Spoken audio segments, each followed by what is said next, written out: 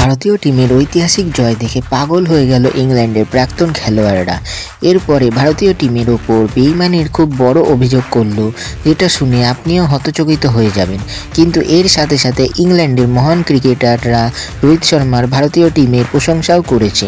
তো চলো দেখা যাক ইংল্যান্ডের মহান ক্রিকেটাররা কে কী বলেছে ভারতের এই ঐতিহাসিক জয়ের সম্বন্ধে। আপনারা চ্যানেলে নতুন আসলে অবশ্যই ভিডিওটাকে লাইক আর চ্যানেলকে অবশ্যই সাবস্ক্রাইব করে দেবেন। বন্ধুরা, ভারত ও ইংল্যান্ডের মধ্যে হওয়া চতুর্থ টেস্ট ম্যাচ রাঞ্চিতে আয়োজন করা হয়েছিল। এই ম্যাচে একসময় ইংল্যান্ডের এই ম্যাচটাকে তাদের পকেটে পুরে নিয়েছিল।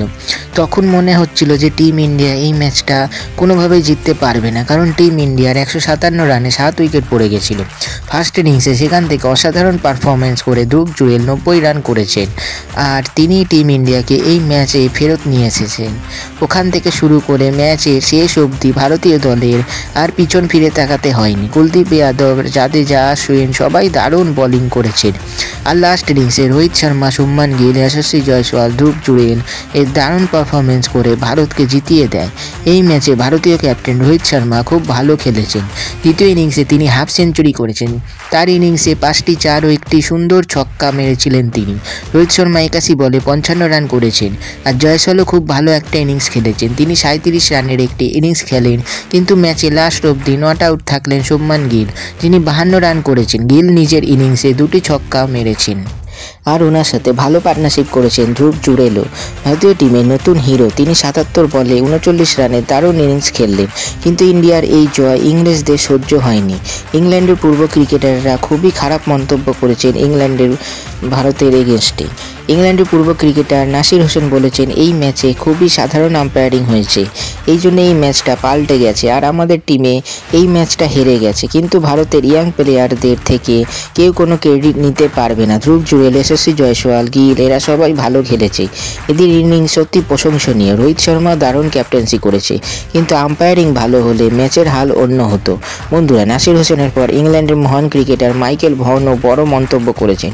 তিনি বলেছেন, ইংল্যান্ডের এই ম্যাচ থেকে নিজেদের হাত নরম করেছে, তাদের উচিত ছিল ধ্রুব জুরেলকে তাড়াতাড়ি আউট করে প্যাভিলিয়নে ফেরানোর।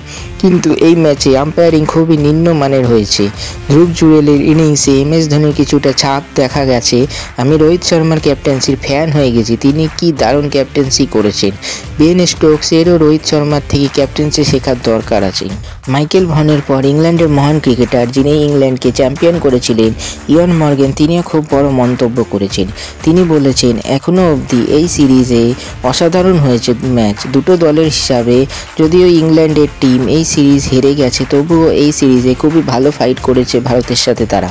ভারতীয় টিম তাদের সিনিয়র প্লেয়ার ছাড়া খেলছিল, কিন্তু তাদের ইয়াং প্লেয়াররা নিজেদের দমেই এই সিরিজটা তাদের জিতিয়ে দিল। তো আম্পায়ারিংয়ের কথায় আসলে বলতেই হয়, এই আম্পায়ারিংয়ের জন্যই এই ম্যাচটা পাল্টে গেছে। এরপর ইংল্যান্ডের মহান ক্রিকেটার কেভিন পিটারসেনও বড় মন্তব্য করেছেন। তিনি বলেছেন, আমার জন্য এটা খুবই হতাশাজনক ব্যাপার ছিল যেইভাবে জো রুটকে আউট দিল তারা। ওখানে পরিষ্কার দেখা যাচ্ছিল যে বলটা পিচ ইন লাইন ছিল না, তাও বলটা ওটাকে পিচ ইন লাইন দেখিয়েছে, আর আম্পায়ার ওটাকে আউটও দিয়ে দিয়েছেন। আমার মনে হয় না এতে ভারতীয় টিমের কোনো দোষ আছে। ভারতের টিম খুবই ভালো খেলেছে, তাদের ইয়াং প্লেয়াররা সত্যি অসাধারণ পারফরমেন্স করেছেন। স্পিনিং ট্র্যাকে দারুণ ব্যাটিং করেছে ভারতীয় ইয়াং প্লেয়াররা। বন্ধুরা, ইংল্যান্ডের মহান ক্রিকেটাররা খুবই খারাপ মন্তব্য করেছেন। এতে আপনাদের কি মনে হয় অবশ্যই কমেন্টস করে জানাবেন, এবং চ্যানেলে নতুন আসলে অবশ্যই চ্যানেলটিকে লাইক, শেয়ার এবং সাবস্ক্রাইব করে দেবেন।